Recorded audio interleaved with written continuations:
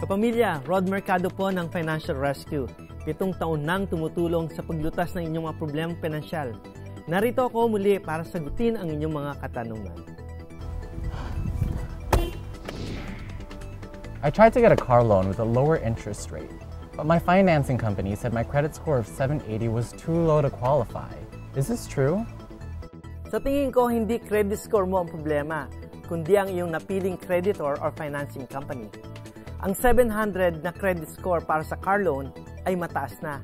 Ano pa kaya yung 780?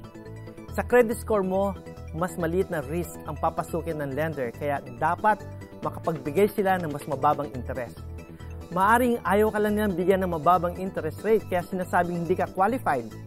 Huwag kang mawala ng pag-asa. Maaring mong subukan sa mga mas malalaking financing institutions o mga kilalang pangalan sa car loan industry.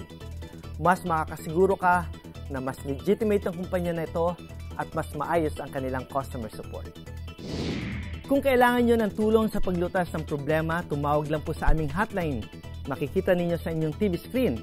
O bisitahin ang aming website at makipag-chat sa aming mga certified debt consultants. Handa po kaming tumulong sa inyo.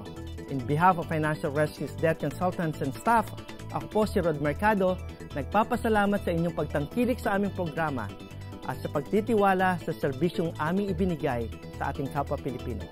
Maraming salamat and we hope you get the financial blessings that you and your family deserve.